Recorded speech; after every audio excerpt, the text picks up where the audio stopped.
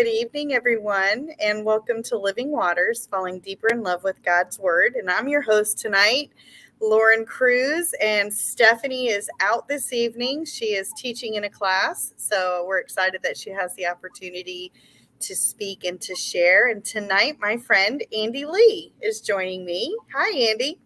Hi, Lauren. Thank you so much for inviting me.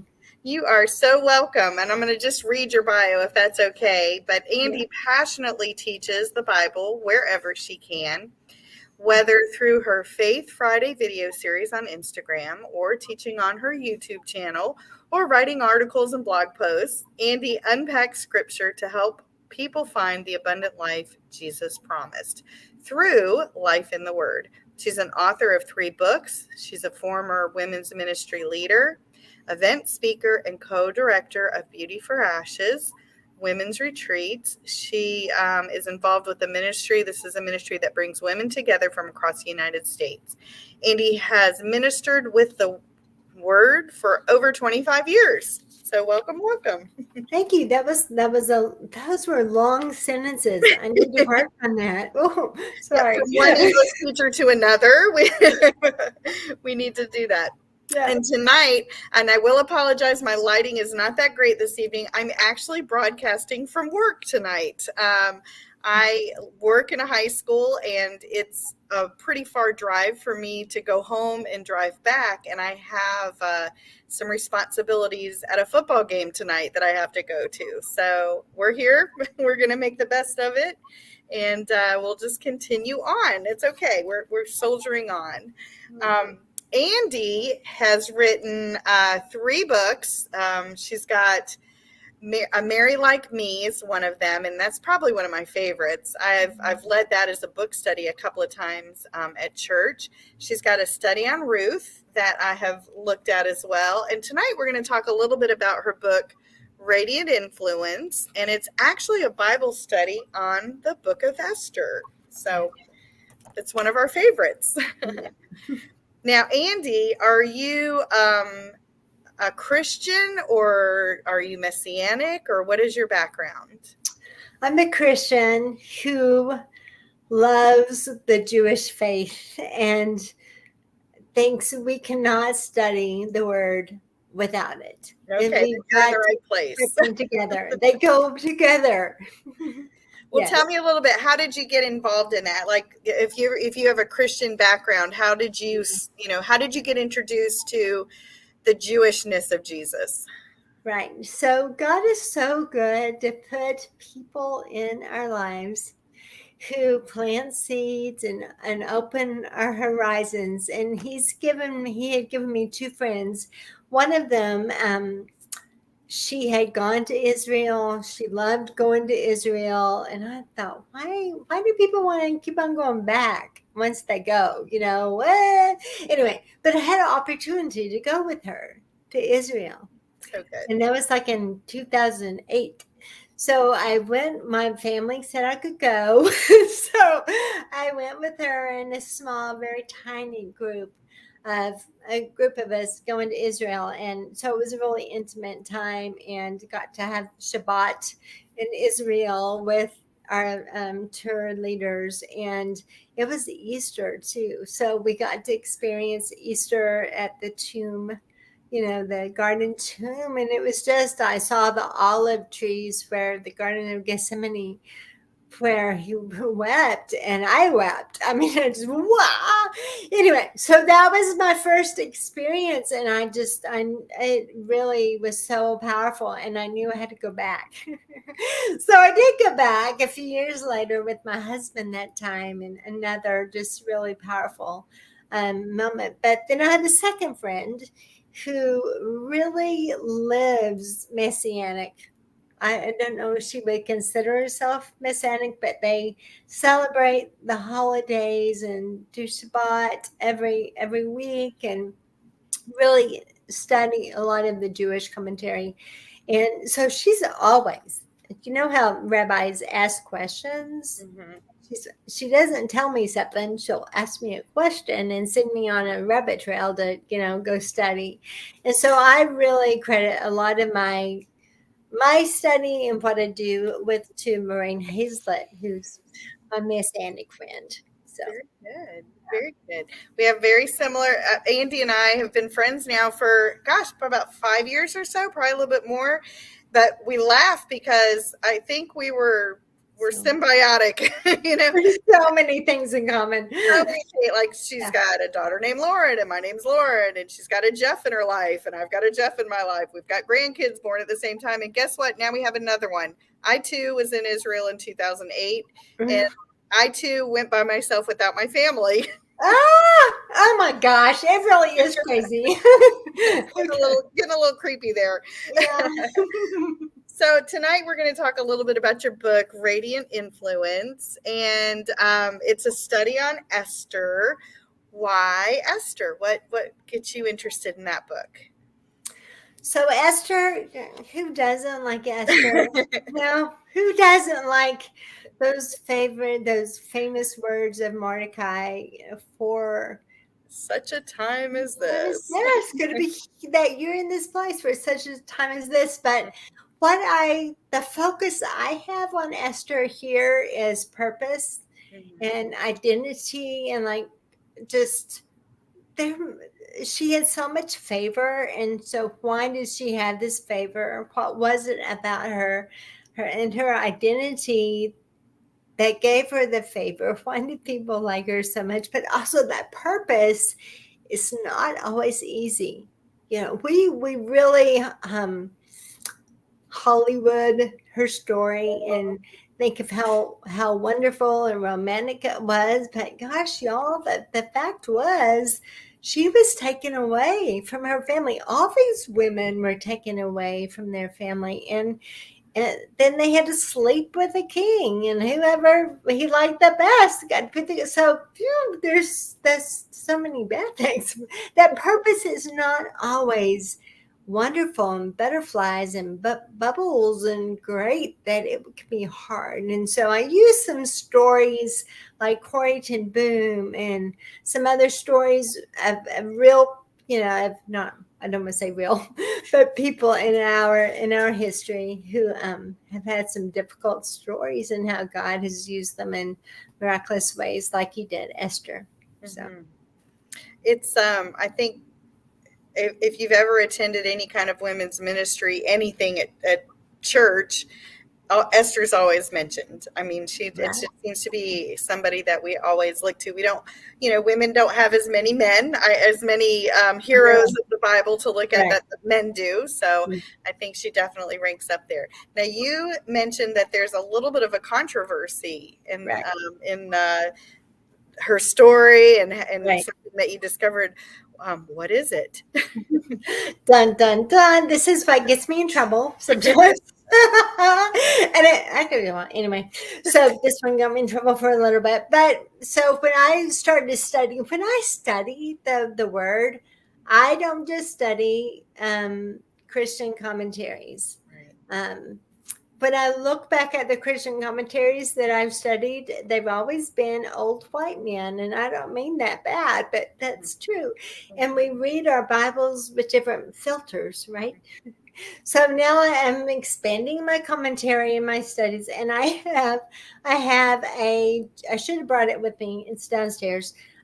Jewish Bible, study Bible. With commentary in it. Well, I'm going to be honest. When I bought that, I'm like, "Ooh, cool, Jewish Bible." I thought it would have Old Testament and New. It's just Old Testament. So anyway, but in that commentary, they talk about that the story of Esther is considered a story. That there's so many details that don't add up. It's just so big in some areas, and that yes, it's we have Purim and they read the story of Esther, but they don't think of it as historical. Okay. And so that's the controversy, whether it's historical or a story that God has allowed to be there for us to know Him that way. So that's the controversy. Why would you include that part? Just to introduce people to another point of view, or What's the value of that? So that's one thing, to let them see that there is another point of view, because we, I think we study in this little boundary, in our little bubble. Mm-hmm. And it's really good to see that there are other perspectives. Mm-hmm. Beyond that, I had a question. I had to ask myself, what do I do if this is not historical? Mm-hmm. What do I do with this if this is just a story? And I came to the conclusion that even if it's not historical, Mm-hmm. I see what it tells me about God. Mm-hmm. I see what it tells me about his protection and provision, and how he uses us and how faithful he is. And it teaches me about the faith of his people. I mean, they had great faith in him. And so that's why I think it's valid. I do believe it's historical because of Purim, because it's still celebrated today. It And is. I think it's in, I don't know, John 5. I don't remember where it is, but there is Jesus. Jesus celebrated Purim. So, but if Jesus celebrated it then. But one reason why I think it's not historical is because it wasn't found in the Dead Sea Scrolls. Interesting. Okay, so the Book of Esther is one of the books that they did not find. Right. Okay. Right.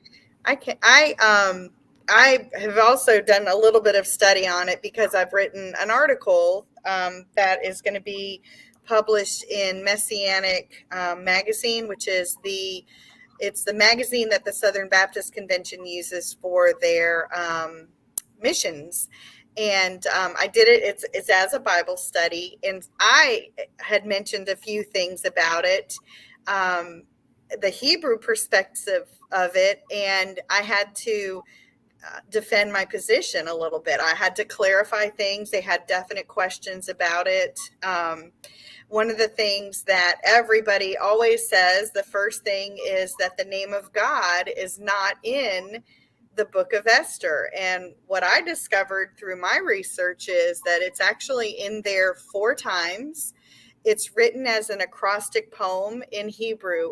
One of the verses I remember is Esther 5:4, and it's where Esther is inviting, let the king come to dinner, basically is the words in Hebrew. Mm-hmm.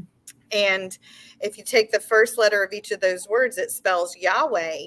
And the Jewish reference was that the Book of Esther always shows God working in the background. Like he's always got a plan. He's always behind us. There's always, we may not understand the purpose. We may not understand the circumstances, but there's always a plan. And that was actually one of the items they didn't like. I had that phrase, God's always in the background. And they're like, he's always in charge. And I'm like, but he's always in the background. Like, Well, sometimes you can't feel him. Sometimes you can't see him. Right. That's where you just have to trust that he is working it out. Right? And what do you do in those times? Like, does that mean your faith is weakened, or do you buckle down? Like, how do we still get encouragement from Esther, when things are not going well for us? Right. Right. That's so awesome. But one thing you said in the acrostic, it says something about, what did you say? The king, invite the king let the king come to dinner is basically what it is. Let the king come to dinner. Oh my gosh, y'all. That is so beautiful. Think about the king. Think about Jesus. Jesus come, to dinner. I'm going to invite the king to dinner. Oh, I'm done. That's rich. We do have a comment, and sometimes if it's on other, like Stephanie's site or my site, it'll just say Facebook user. So I apologize.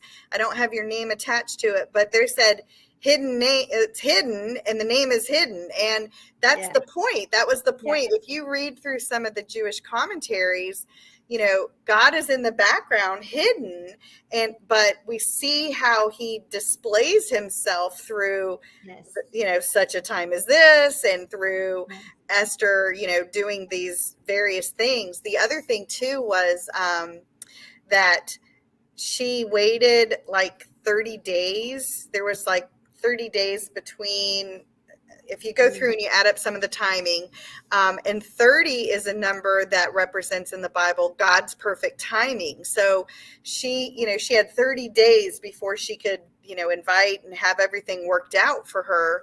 Oh, I know what it was. It was 30. She hadn't seen the king in 30 days. And so she was afraid. She was afraid if I contact him now, he's not going to see me. But 30 is a number that always represents God's perfect timing. And so, I don't think that's a coincidence. I see little things like this. Right. Oh, me either. It's all so rich, so good. Nothing is wasted. Nothing. Mm-mm.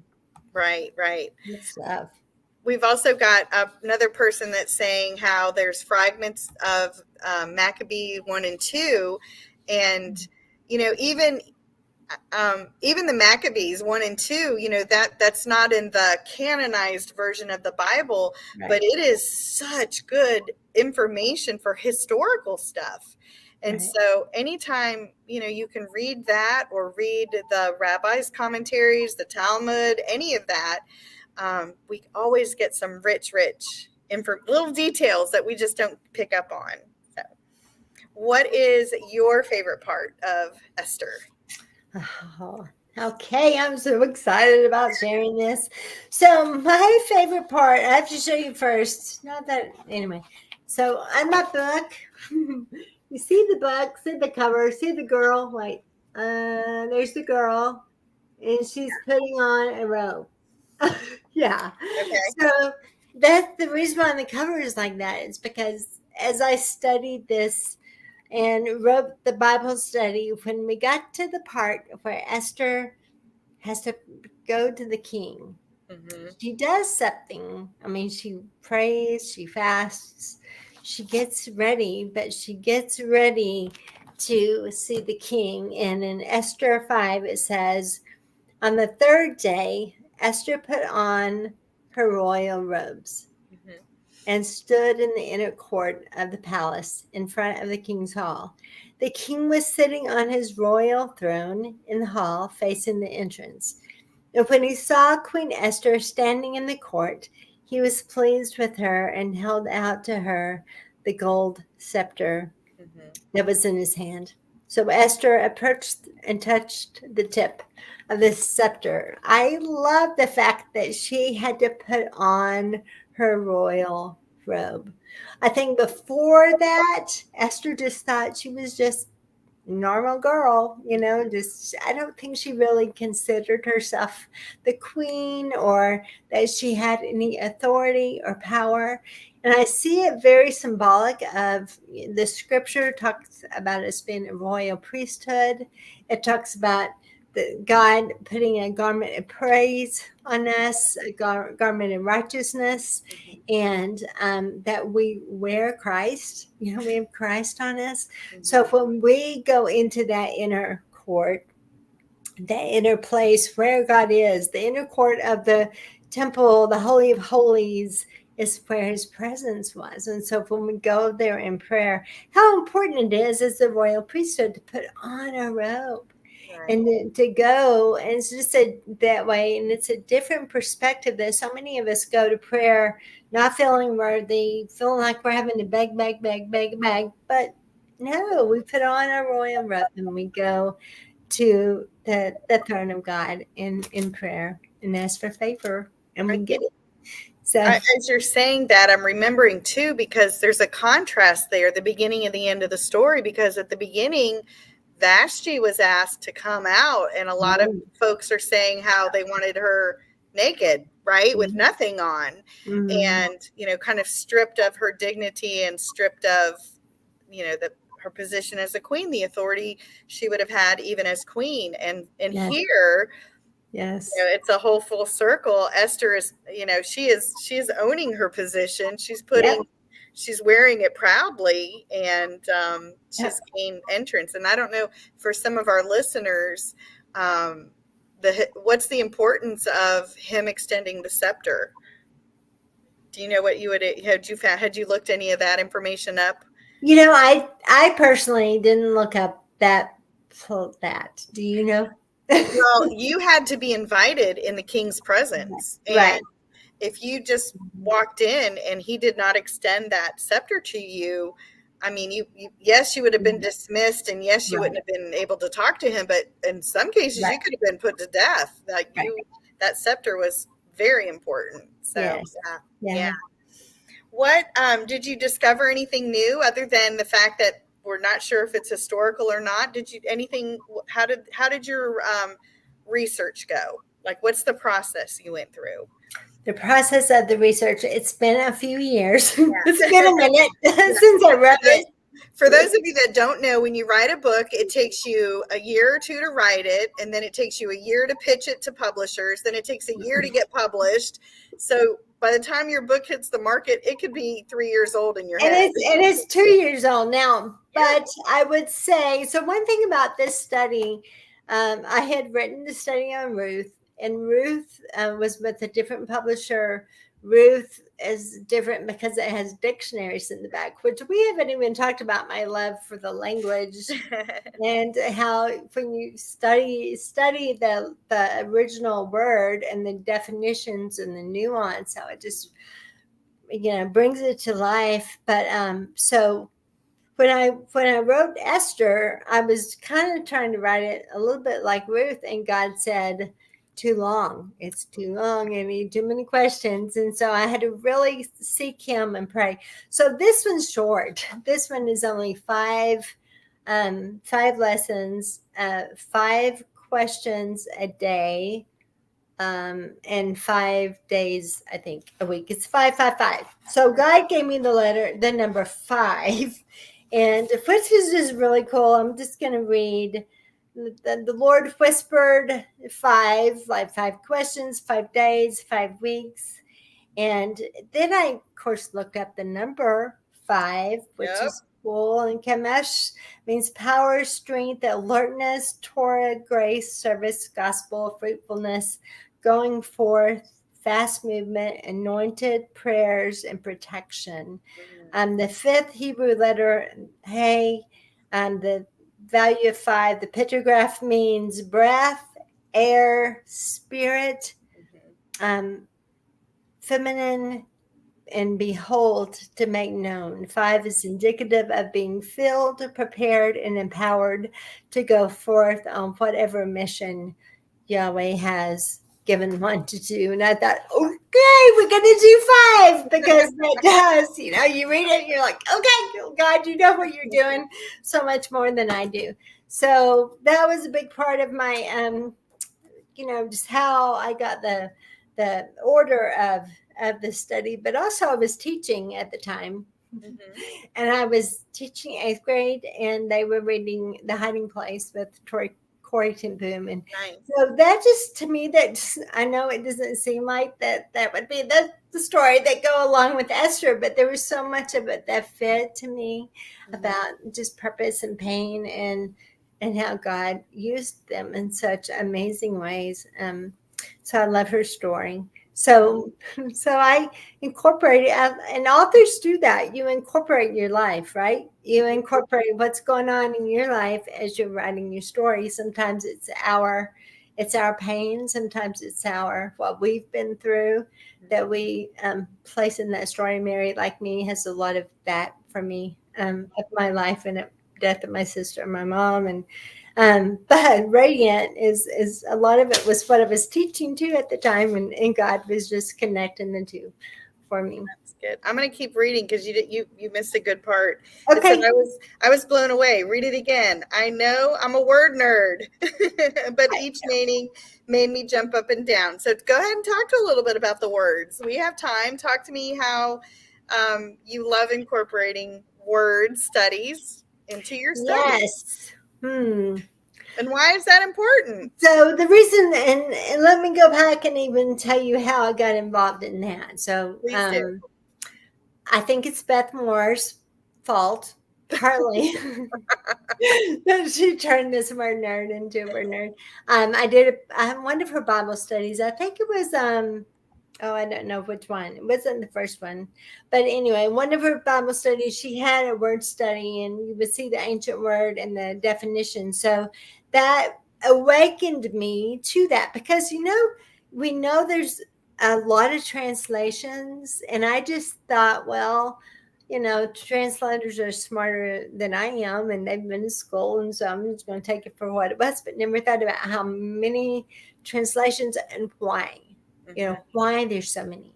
And so when I realized the ancient language had so many definitions, because they're, not everything always translates. If you know Spanish, there's not always a word in Spanish that translates perfectly in English. So you have to use more than one, or sometimes you miss a nuance completely. So anyway, then a friend of mine said, Andy, you're looking for a new Bible. You really need to get the keyword. Can you see it? The Keyword Study Bible. The Keyword Study Bible has dictionaries in the back of keywords. So they're numbered, and then you look back at the dictionary, and then that just exploded even more of what amazing, because these are they are definitions, but they have some annotations to them. They have commentary with them. Pharos Zodhiates. Yep. I'm going to quote his name. But and he's not with us anymore, but I loved his commentary. So anyway, all of that made me realize that we need to study, and that the word comes to life. To me, it really comes to life when you dig underneath that ancient you dig underneath our language to the ancient language. It's been buried under culture and time. And so you start studying the language and the culture, and then we can understand it better. We get a clearer picture of what God wants us to know. So I agree. I actually put a comment up. It said, Hebrew word studies are some of the best part of Bible study. There's so much richness in the Hebrew language. And I always say this with Stephanie when she's on, that there's just, and I love the way you described it, how it's buried under the English. And I think that's really a key point, because we read it with, 21st century, very modern eyes, and we, put our spin on it based on what we experience, and we forget it's a completely different culture, a completely different people group. Yeah. The characters in the Bible, completely different understandings of things. Yes. We assume they know what we're talking about, but they 100% didn't know us. But it doesn't discount. Like, I can still read it with a 21st century eye, and it still has value to me. So speaks to you. It still speaks to me. But I always say, the Bible was written for us, but it wasn't written to us. Yes. And to really understand what, the real message is, don't be afraid to try some of those word studies, because it's so many layers. And even you referencing the letter hey and the numbers, 5, and even just knowing that when you come up against a word, it just gets you to the next level, and the next level to digging deeper into the heart of God, I think. Right. Do I have a minute to talk about one word? Absolutely. Please do. You have lots of the word love in the Hebrew. And I'm probably going to get this Oklahoma, North Carolina accent. Chesed is how I pronounce it. Chesed. Okay. Loving kindness. But that is so different than the love that we think of, which we think of romance, and we think all these things. But Chesed has to do with relationship. It has to do with covenant. It's that merciful, loving act of kindness of God. And when you read all that into His love, and you put in the word loving kindness, active, merciful, loving kindness with a covenant, it's just so much more. So I agree. My favorite word. I don't think we even understand covenant anymore. Even the trueness of a covenant of marriage, or the covenant of a business transaction or something, was very, very different in the ancient times than it is now. We don't have as deep of an understanding of that. Well, at least we don't have to hand each other a sandal. Yeah, this is true. That is so true. So true. Well, anything else you want to share? We still have a good 25 minutes or so. Oh, So if you want to okay. talk about any of your other books, we can, or if there's anything else in our study that you want to go over. Let's see. The one thing I noticed, you have videos that are available to go with the study. Now that's I something do. different. How did you manage to do that? I have a very talented son. And so one summer I painted this room white. It was like these dark colors, and I painted it white. I had gotten a camera, and he actually had one. But anyway, I did some stuff for my YouTube channel. And then when this book was coming out, we thought we should make videos. And so Drew came over one day and shot videos all day long for me, and it was so fun. And I love the fact that I always want to be with the people, who are doing my study. I want to be with them, I want to meet them, and not that I get to actually meet them, but at least they get to hear me, and see me, and I can be there a little bit with them. So that was, I do video all the time, so that was fun to do. Do you consider yourself more of a teacher or a writer? Oh, that one's tough. I do both. I love both of them. Maybe I'm more of a teacher. Okay. Maybe. I think I am. Yeah, writing is hard for me. I have a hard time with it. I mean, I have to really make myself do it. I But do I'll love it. but I love to teach. I love to stand up and talk and share. So I Yeah. think I'm more of a teacher. Yeah. Yeah. But I cannot control the classroom, so I cannot do what you do. Nope. I was going to say, what are you working on? But if someone is interested in this Bible study, where would they find you? So this Bible study is on Amazon, and it's also on my website, words WORDS by BY Andy ANDY I'm going to put it in here. LEE.com. And my other Bible studies are also, the Ruth Bible studies, also on Amazon. They're Mary Like Me, Floyd It Called is also on Amazon, and my website. Okay. So. All right. I went ahead and I put Words by Andy Lee, and it is going to show up on our comments. Okay. Yeah, cool. so it's in there. Good. So tell me a little bit about what do you do on Instagram and YouTube? Right. What do you do with that? So on Instagram, every Friday morning, I do something called Faith Friday, and it's based on a reading plan that I give on my website every month. This year, we've been doing the names of God. In September, we will be doing Yahweh. We'll be focused, all the scriptures will be about that covenant name of God, the great I am.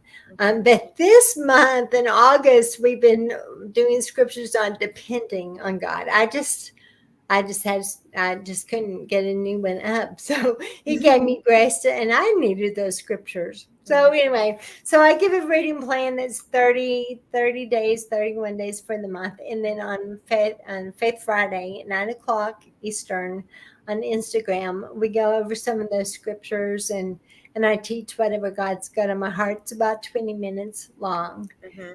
So, yeah. And then you record them, and that's what's also played on your YouTube channel?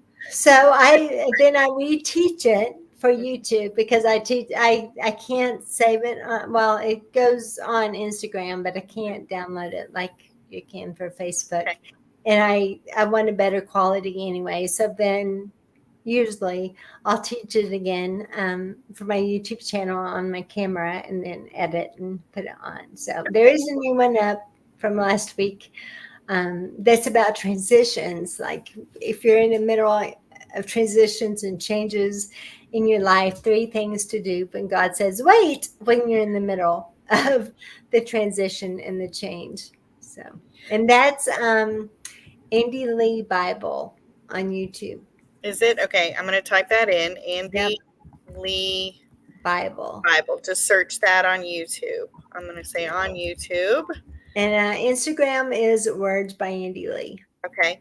And if somebody wants to sign up for your like you don't really, you do a blog, but it's more just you're mailing out your reading guides for the week, correct? No, it's a blog. It's an article. So Okay. it's a monthly article and then a reading plan with that. So if you want to subscribe to that, just go to wordsbyandylee.com and you get a free gift of finding balance. I give you some scriptures to help you find balance in your life. Like who of us don't need some balance? So I give you an article and scriptures on that. I'm typing in the name of your book, Radiant Influence, How an Ordinary Girl Changed the World, and it is available on Amazon. Yeah. And I'm going to shift gears because you are also the author of A Mary Like Me. And I know that one. How long has that been since that book's published? That one came out 2016, I believe. So I don't do math. 7 years? 7 years? I'm an English teacher. I can't do math. I think 7. Anyway, yeah, 2016. That's interesting. It's been out 7. It took 7 years to get it published. Did it really? It did. Interesting. And it was the first one I wrote, but it wasn't the first one to get published.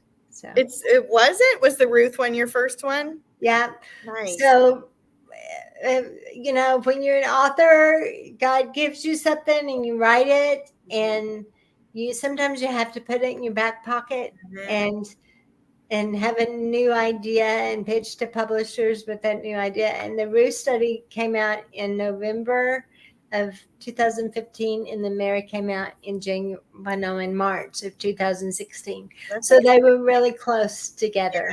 So they're different publishers, but I love that book. I still have it. I use it as a reference to go back to. Thank you. And I have a favorite Mary. So why don't you explain a little bit about that book as well? I'll let you share a little bit about that one. All right. So A Mary Like Me, Flawed Called, is a book that's on the Marys of the Bible, the mother of Jesus, Martha's sister, Mary of Bethany, and Mary Magdalene. And I include the Samaritan woman because her name could have been Mary. The name Mary is from Mara, which is bitter, right? But I found that it means bitter, rebellious, defiant. And also I found the definition beloved, gift of God. I think that's after Jesus came and they were redeemed. But just how they were you can see, we go through and we see some of these tendencies, these characteristics of little bitterness, rebelliousness, and they had to be some of that. It has some of that rebellion. I just think the mother of Jesus had to have a little rebel in her to do what she did, because it was huge. And Mary Magdalene, hello. So, but God used these women in such amazing, beautiful ways. And so the whole point of the book is how much Jesus loves you, how much he loved these women in his life, and how he gave them purpose and jobs. The Samaritan woman, she was the first one to go proclaim, hey, come see the guy who might be the Messiah, come seek him. And they didn't believe, because they say, we don't believe now because of what you told us, but because we met him. So she just invited them. So there's so much we can learn about their lives and what they did, and how Jesus loved them and invited them into ministry with him. We've done shows actually on the Samaritan woman. Stephanie and I, we've taken that topic and just dissected it. It's one of my favorite. It gets me in trouble sometimes because I'll stand up for her. She's we read her wrong. I mean, we don't read her story with Torah. We don't read her story with the laws of divorce back then. We read her story like Americans who think, anybody can divorce anybody, but that wasn't her story. I mean, her story was she didn't have that power. She was rejected time and time and time and time again. I'm not sure what all you've found about her, because I haven't seen all that, but I think she had something. Maybe she couldn't have children, and so she kept on being divorced because she couldn't provide a baby. I think I'm following on that lines. I think some of her husbands probably died. And That too, yes. we don't know. Here's the thing too. We always read her as a young woman. She could have been 50, 60 years old. She could have been older as well. Yeah. And, then it doesn't seem so, shady for her to have 5 husbands. The other thing too is if she uses the word Baal when she talks to Jesus, or he uses the word Baal, which is master. Your husband, he says, your husband is, isn't yours. But that word that he uses is Baal, not Isha. Isha would have been a loving husband, one who cared for her. But he uses Baal, which suggests that she's probably in a concubine relationship, or at the very least, she is a slave. Right. And if she were a slave by law, by Roman law at that time, she couldn't get married. Right.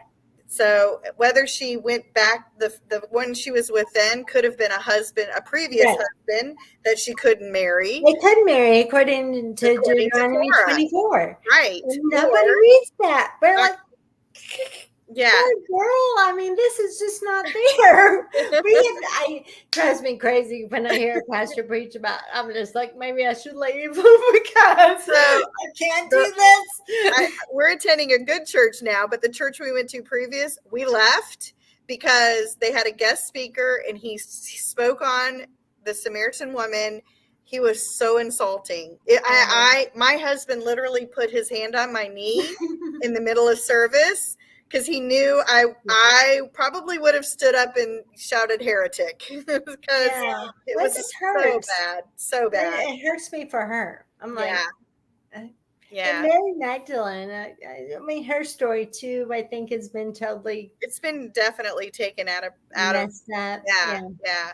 And then again, you have another topic that you always seem to pick something that's a little going to get you in trouble, because you are brave enough to actually take on Mary, the mother of Jesus. Yes. And you definitely present a human side to her that a lot of folks in even the Catholic Church, some of the other churches, they've just idolized her basically. And you touch on that a little bit as well.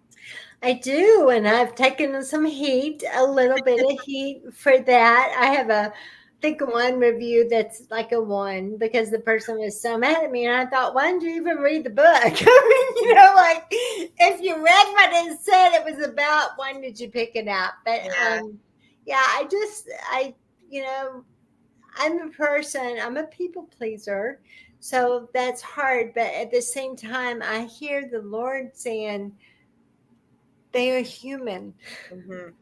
Even the men, I mean, my joke is, we know the men are human, like we know Peter, we see Peter's faults.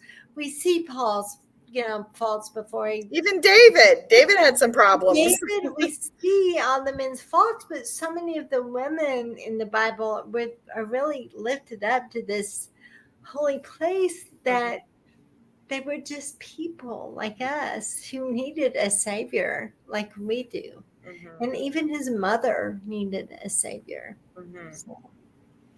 So special.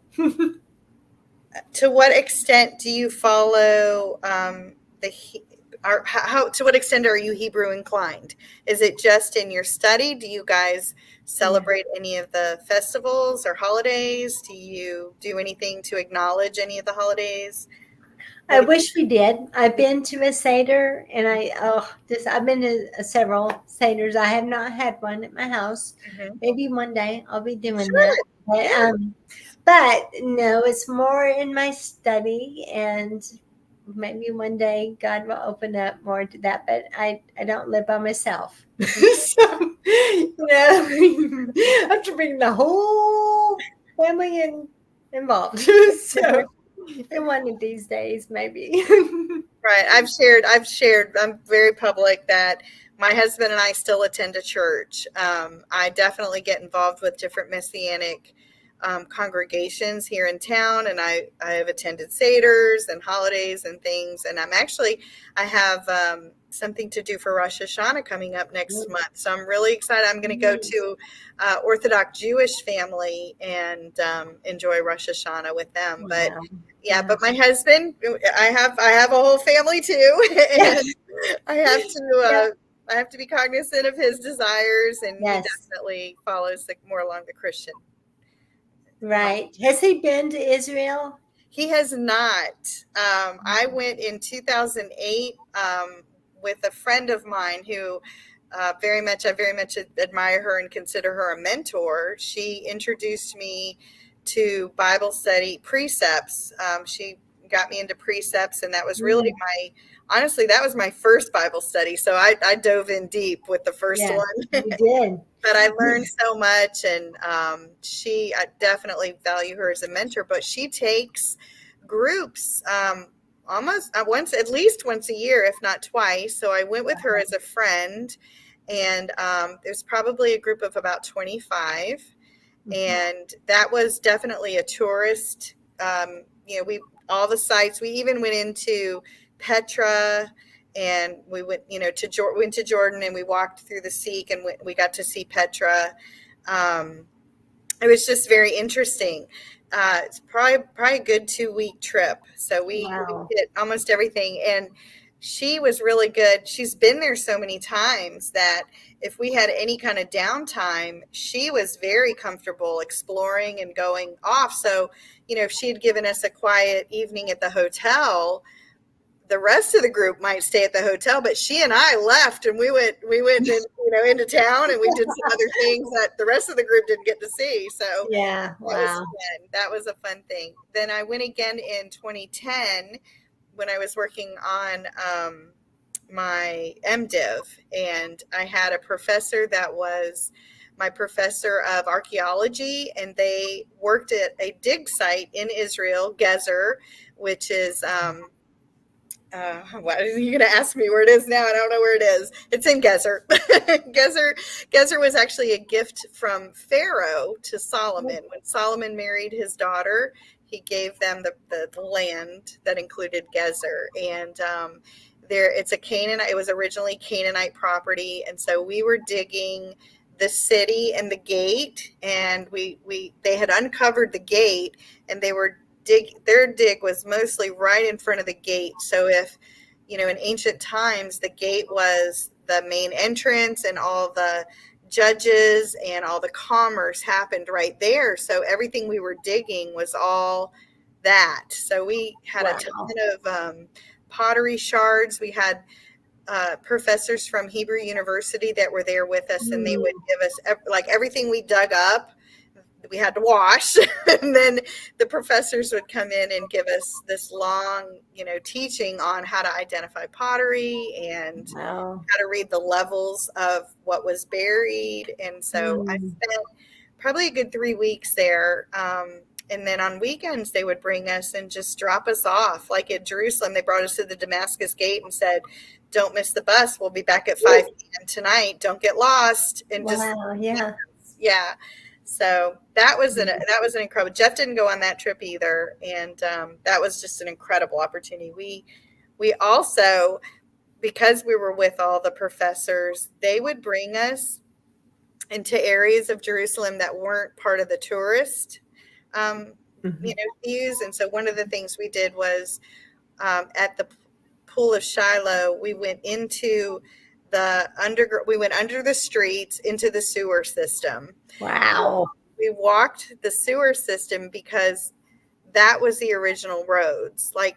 I'm sure in Israel, when you were there, they would say this is likely a place that Jesus walked, or this was a traditional place of this happening. And in Jerusalem's such an old city, the sediment has been layered upon layer upon layer. So when you're walking the streets of Jerusalem, Jesus didn't walk on those streets. He walked about 5 feet below you. Wow. So we went into the sewer system, and the sewer pipes run underneath this cave system that's underneath Jerusalem. And that's where the original You can see storefronts. You can see arches from the Roman time, and that's the original road. I know did you get a chance to go into the Temple Mount or anything, the temple that near the Wailing Wall, or into the Rabbi tunnels? Yeah. Okay, so the Rabbi tunnels, when you were walking through that, you were going down. Those were the original roads. Okay. Yeah. Yes. Yeah. So I that know. was Wasn't there also? I know we went under, like, near King David's. Did you go into Hezekiah's tunnel? Yes. Yeah. That's what we did. Yeah. Yeah. Yeah. Yeah. Hezekiah's tunnel is a tunnel that they dug by hand to connect to the water source, because if Jerusalem was surrounded by enemies, they would, go into the wall, but they didn't have a water source inside the city. So they dug this tunnel underground to get to the spring so that they could have water. And we did that too. We were knee deep in water all the way through. Yeah. But we were there. We were going to do it. Did you get baptized in the Jordan? I did. Did you? I did too. So I've been baptized 3 times. I think I've done it twice. Yeah. And did you go? You have to. When you were there, it was freezing, but it was cool. It's not. So I always imagine the River Jordan is much bigger, and we have a little area here called Black Creek. They just call it Black Creek, and it's, I mean, you could see to the other side of the shore. You could probably throw a rock across it, and that's about how big the Jordan River is. Yeah. Yeah, but I assume it was bigger back then.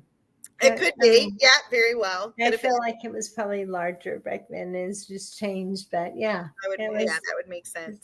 So if you guys are watching, I know Israel's got a lot going on right now, but I'm praying for them, but you gotta go. Definitely. Go while you can. We actually went, when we went in 2008, we went in September, and it was after the summer that they were doing missiles. Syria was shooting missiles into the Golan Heights area. Yes. And so when we were up in the Golan Heights, the tanks were patrolling like all over. They had signs all over the streets, like, big discount for brave tourists.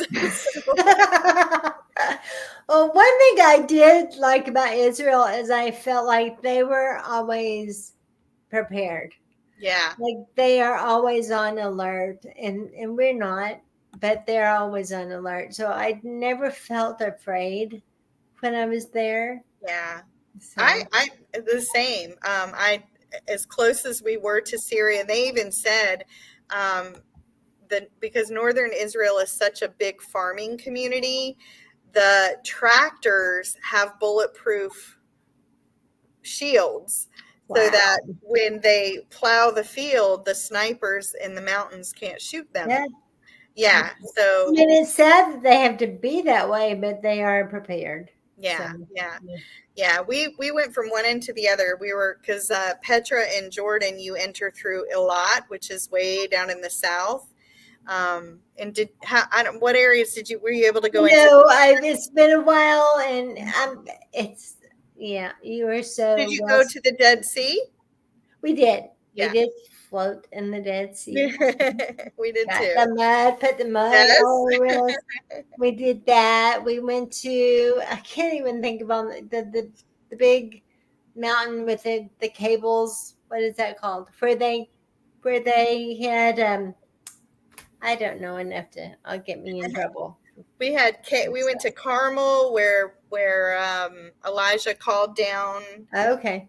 The fire. We went there, and then we went to and I can't remember, Megiddo, where the I believe Herod had one of his summer palaces there, and it was built up on it was a built mountain. Right. I remember seeing that or learning about that, which is so interesting, which makes you think when you see the word mountain, or you read about moving mountains. Yes. Right. That those mountains were a place of authority and, power and strength. So when you can move mountains, you're moving those powers. You're moving that authority with your prayers. So you just reminded me of something else that we don't consider. the mountains, a lot of them they're called tells in Israel. Yeah. And they're all man-made, and it's from people dumping trash, or if a city was burned down, they would just take everything and dump it, but they would become mountains. And so for Jesus to say, the faith of a mustard seed, you can tell that mountain to move. I mean, that was a real thing. They really did move mountains. They did. Yeah. So it's just another cultural thing that we don't consider. Yeah. Well, we have about 3 minutes here. Any last words on radiant influence? Any last minute tips, or why do we need to read your study?